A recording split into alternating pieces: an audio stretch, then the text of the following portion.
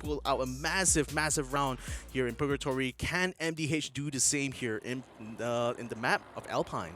Well, the top 3 teams at Alpine, it's Team Flash, Expand, as well as MDH. Not a lot of points in terms of difference between them. MDH, a total of 39 points so far in the competition, within the play-ins alone, excuse me. And I think that's going to be exactly what it takes for them to catch up with the rest of them, especially Team Flash. But Team Flash is not too shabby on this map as well. Well, here's the thing about Farang here. They're still also going for the high-tier loot zone again, so it just seems like they are prioritizing that early game loot. I wonder which team is going to be the one to crash a party for them, because First Raiders are still keeping the distance somewhat, but you're also Team Flash kind of getting in front of them. And I think First Raiders are also getting tied up a little bit here, because Nero's trying to fight against Souza. Souza already taking a lot of damage here, and not really being aggressive against Nero, who also is about a half health. Doesn't have any glue walls nor any health packs in this kit right now, so actually if like Souza is kind of smart, that he could potentially chase him down, but it looks like he has other ideas. In the meantime, Flash, they're going to be the ones to try to crash onto Farang's party here in the high tier loot zone, because they already have a sniper rifle and they're trying to use it to try to take one down. Oh, but Jumbo has his glue wall taken down, and he will be the one instead facing elimination to the lobby here, while Flash continues to take control over Snowfall. And this is exactly what we were talking during the break, right? Victor, you just cannot afford to take some of these early game fights because you barely have any loots on yourself. I mean, if he only had one extra glue wall in that situation, he would have been able to get away. But that Riptide Rhythm tears down his only one, and he gets taken down a little bit too prematurely. Expand, on the other hand, they are taking this fight in Fusion, and V-Gaming, I think there is a probability they will be able to smash Expand with the opportunity now to take Axel down as well. Axel, long-range specialist, can't really do much against Virus in this close quarter combat. Yeah, I think there's only 2 members of Expand I can see right now in Fusion, so I think there's just maybe a scouting party that's been coming out here and just unfortunately ran into this fight between Dewa United and V-Gaming Esports. So right now, Dewa is still having a full stack. They haven't really sustained too much damage from this fight against VGM so far. VGM, though, they're holed up inside the building, and that's given them a lot of advantage, really, in these fights, because it means they have plenty of cover, whereas Dewa has a fight from the outside. Wonder how anyone try to approach this, because the thing is, the save zone is literally right next door, so they don't necessarily have to be that aggressive. In fact, they can try to bypass this if they want to, but it feels like they will still want to go for a fight. They still want to try to gatekeep VGM, who they know is also in that like first page of the overall results right now. They can actually deal a blow against this team here. This could actually bode well for the chances to actually make it to their own hometown in Jakarta. Oh, smart play by Ban, but the time turner will save Rain. Great ring around the rosy around the time turner. Rain has to go in for the chase, and what a timing! Chad just sprays him down with a vector, and that's exactly how you play around the house. And Rain just couldn't make much use of the time turner anymore since he expanded it on the stairs already. But you know, going back to Expand and their very, very early wipeout of 2 players moments ago, this is the main reason why I hate it when they spread out very, very early on in these matches. But we're going to take a quick short break from that match and hop on right back so you can see our handsome faces, ladies and gentlemen, boys and girls. Looks like we have a tad bit of an issue with the display of that lobby, but we will hop on right back into that matchup. Continuing what I was saying, remember game 1, Expand, spreading all out onto the map. Yes, you get to kind of get a little bit more loots, but you also lose a lot of firepower. You don't have a lot of backup. You don't have your team members there to trade you out whenever you do get dropped onto the ground. And yes, the team members who have spread out into the other parts of the map can revive you, but you get revived with just a secondary.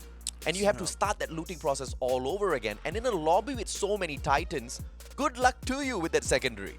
Yeah, so, but I think like for a lot of squads that decide to take that route, I think it's more of like a calculated risk for them, because they know that if they do actually win those fights, that means they not only benefit off of like getting the extra kill points, but at the same time they will be just be able to take whatever loot, you know, that squad itself already has on hand, and that already, you know, negates the need for them to go and continue their farming process. Yep. So it's really that high risk versus high reward. And I think like what we're going to likely to see is that the teams that are still kind of struggling in that second page of the results right now are more likely to take this strategy here, because what else do they have to lose? Because after this phase here, if they don't make it to Jakarta, that's it. Their journey literally stops right here.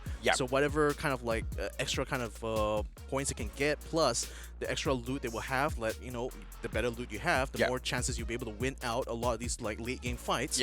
So I think that's kind of like a calculus that these teams are just really taking. But again, the risk, of course, is that if you lose that fight, that means you're just essentially going to be very much behind when it comes to the rest of the round. Yeah, you played a fantastic devil's advocate there, because you brought up an excellent point, right? I mean, high risk, high reward if you do win out those rounds. And I guess the position that Expand is in the overall grand scheme of things is on the left-hand side of the leaderboard. They are, in fact, on second spot, so there's nothing much to lose in that whole situation. Because I remember in one of the interviews, they did mention that they're trying out a lot of new strategies, a lot of new metas that they are trying to execute out there on the battlefield. They don't know exactly what works, but they want to be well prepared before they move on to Jakarta. I love the confidence. I definitely love the confidence. But I hope they do find that strategy and we don't see a lot of these risky maneuvers down in Jakarta anymore, because then it's pretty much going to be a World Series sort of a run once again. I mean, fair enough. Though I think like if there's a team that is still feeling that confident that would definitely be in Jakarta, I would be surprised as well to see them also still use those risky strategies on the world stage anyway. So, but nevertheless, though, I think when it comes to this this competition here in particular, when we want to see how these different regions interact with each other, and now that there's new elements brought into the game, it really makes sense for them to want to test these things out before the main event. So because like we've got new stuff like the grapple gun, for example, that's been a huge game changer, especially for maps like Kalahari. Where now with the grapple gun, you have a much faster way of like rapidly repositioning yourself. And that's kind of thrown a lot of like typical fights that you'll see in Kalahari kind of out of the window now, because you have to now consider the fact that your team, if the enemy team has grapple guns in their kit, that's going to make it more likely for them to actually get the jump on you now. So nevertheless, we're back into the match now. We're going to be seeing First Radius up against MDH. At the moment, we still have 12 teams still running here, so good to see that we didn't miss out any major action yet. But here's certainly some big action right now. It's Aikal tries to fight against I Don't Cry. He tried to buy a time turner, didn't manage to survive that onslaught though. First Raiders managed to take him out quite handily there, but that's only a trade right now in this fight against MDH. In the meantime, Expand currently in the firefight against Flash, who are just fighting from them in the open field. There's still plenty of glue walls to go around, but unfortunately it seems like Expand has been caught completely off guard, even too fast, has gotten himself shotgunned out of this map right now. VGM was close by, but he decided, I'm not going to be touching that with a 10-foot pole. Yeah, Excel's got an opportunity to bring the rest of his team members right back. That's just once again highlighting the weakness of spreading out on the battlefield. But I guess you do get to play for placement points for sure, instead of playing those kill points with the ability to take some of these gunfights very openly. VGM, as they continue to rotate around, they will come across Sem9. If this vehicle goes up in flames, in fact, two of these vehicles, they're going to be in a lot of trouble. And that's exactly what Sem9 is looking to do. And Zen OP does manage to catch Stan out in the open, puts him down onto the ground with the AWM. See, that's a problem when you have a big, loud sports car. Everyone is going to be able to hear you at the moment you pass by. And King of Gamers is taking this big opportunity right now to get VGM completely held up here at Sunnyside. We also see Expand actually making a jump close by. I think they're also going to be joining in on the fight with MDH just up north. But right now, King of Gamers already sending throwables out. They already got to the attention of yet another squad here, which is Sem9, who are coming up the hill where King of Gamers is currently camped at. So they already sent out a bit of a warning signal right now not to get too close to the solar arrays, but is Sem9 going to be getting that message anytime soon? In the meantime, plenty of freeze grenades being sent out here in this fight between Axis and Delaware United, and plenty of glue walls making a huge labyrinth right now out in this open field as they continue to pile on and just burn whatever glue walls they still have in the kit. They are still getting the kills though. Axis taking down Rens and now trying to take out one of the stragglers attempting to run away right now. He brought out a time turner. He's trying to hide behind the tree. Can he survive though? Looks like Axis is going to be continuing to move in on his position right now. He has to get the heck out of there. Rain still alive for now, but now he's taking damage from both fronts, and he's got a blue zone coming in around him, enveloping him completely. I don't think he's going to be long with this world. That little grenade brought in, the second one brought in. Oh man, literally all of fate is just raining upon Rain right now. Yeah, somebody's having a bad day out there. He's trying to top his health right back up, but the blue zone's going to make sure it continues to chip away at him. Exec trying to get that one shot, and he does secure that kill as well. Dewa United, they bite that dust super early on because they couldn't reposition in time. Axis Esports, on the other hand, just playing with the very edge of the circle. Nothing much to fear, though, because the only team, Sem9, is quite a distance away from them. Yep, now things are coming to full circle now, given that all the teams are gathering around this Sunside, which is the next safe zone. We already had King of Gamers set up on the highest point on that on this next safe zone itself, so they're going to be the ones with the slight advantage, but they have to watch out for Farang, who will be probably coming up to them from base camp side. If Heavy as well will probably also come in from the southeastern side. In the meantime, Sem9 trying to gatekeep Axis from being able to make their way to this next safe zone, and Axis right now, they only have some rocks and trees really for cover, as one member of Sem9, Zen OP, is right up against the boulder that's kind of separating both Sem9 and Axis right now, trying to find an opening. But in the meantime, Axis 666 Raph already sending some grenades down that way, and Raja is already forced to bring out his blue wall, and Flame7 now joining up here to try to bring 666 Raph back into the fight. Well, ZOP, he actually has an opening. He doesn't quite spot though. He doesn't quite spot him on top of the boulder. Instead, he's actually being distracted by Neptune on the ground there, forcing him to try to rotate around. Now, Sem9 tries to take control over the boulder right now with Raja right on top, but can they get the knockdowns they're looking for right now? Axis taking a lot of damage, but still not able to return that much onto Sem9 until these events take out Zen OP.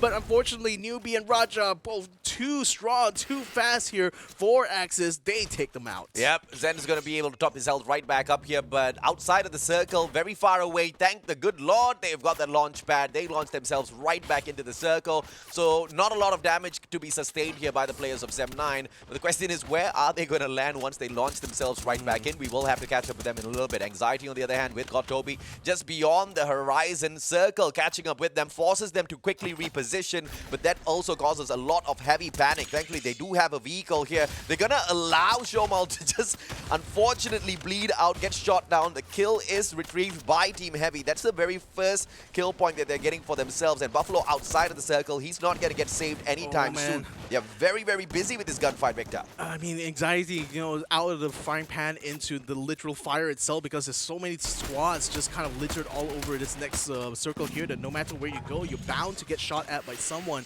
eventually. Heavy, though, going to be focusing on VGM here. They'll match takedown one in terms of Fudai. Sem9 in the meantime also putting in some hurt on the other end, because King of Gamers have been sitting on their laurels a little bit too long. Now it's going to be Sem9 is going to try to challenge them, while they are also attempting at the same time to get some shots onto Team Heavy, who are right now locked in battle here with Anxiety.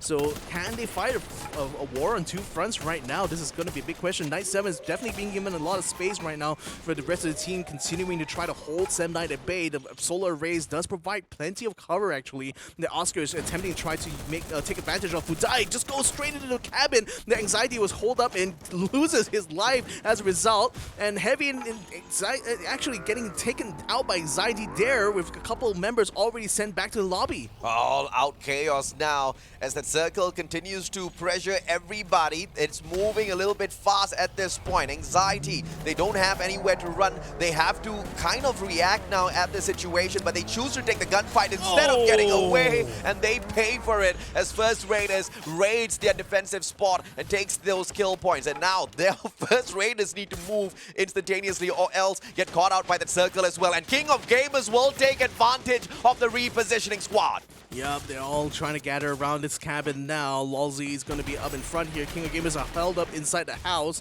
They know that as well. Glue walls already set up on the doors as well as the windows, trying to keep them out. In the meantime, X-Roy takes out the last member of Farang Spade just on the outside. So there's already Farang being sent out in 9th place. And now it's a bit of a bloodbath on the outside as First Raiders gets himself completely cut down as they attempted to siege King of Gamers, but they were having none of it right now. Sem9 is going to be the next one to step up to the door 4-way. See if they can actually capitalize on this, on King of Gamers being a little bit weak, and they do get a couple of kills here. Heavy in the meantime getting taken out by a nice little grenade launcher from Too Fast, while Osaka is still trying to keep the fight going here for King of Gamers against Sem9. They already got one down. Can they get another one? Yes, they do. Now they're going to be going straight against the other two remaining members of Sem9, while looks like Newbie's going to try to clean up the lawn here. But right now, he's going to get the one taking the brunt of the damage there from Oscar77. The last member still standing here for King of Gamers, but it's still one more member of Sem9. They have, one more member of Sem9 to still watch out from the outside. He's going to try to get a revive. He gets a revive in time. Oscar, he's going to try to react quickly, but then he's outside. He's exposed. The glue wall's going to be broken down, and King of Gamers get knocked out in 6th place. Yeah, one of the miscalculated moves there, Fly King of Gamers. He hopped on out thinking he could get that kill, but the revival by Sem9 was just a little bit too quick. The guy gets picked up, but on the other side, Expand still going ham against all of these other teams. Team Flash holding on for their dear lives. Now they hop on outside of the watchtower to approach V Gamers, but Sem9 down at the bottom. They have got their eyes on everybody out there on the battlefield. Oh, I think we tried to go for some sneaky shots there, but Team Flash was a little bit wiser than that. They already have the glue walls ready, so they put up one to just hold up the back. So Shin and Bio right now inside of this next circle here, while Sem9 is still stuck on the border here, using that cabin still for cover, but there's not much space for them to maneuver around. In the meantime, Expand taking a lot of damage there. Bayo with an amazing throw and the grenade, taking out the rest of Expand. So now it's going to be between Flash, VGM, as well as Sem9. Sem9 with 2 members, VGM with only 1, Flash still with 3. Yeah, smart play by Flash, but that time turner saves the lives of Sem9, but not from the double. AC-80 shot was just a game of perfection. We Gaming themselves taken out in the 2nd spot, and Team Flash, what a victory. They continue to dominate Alpine. Before we started off the day, they were the ones who picked up the most number of points at Alpine, and that streak continues. Yeah, well, it's Flash again. Showing us another amazing performance, something that we've always been seeing from them time and time again in Phase 2, and now has resulted in a booyah to add to their cap right now for Phase number 2, and that's going to certainly solidify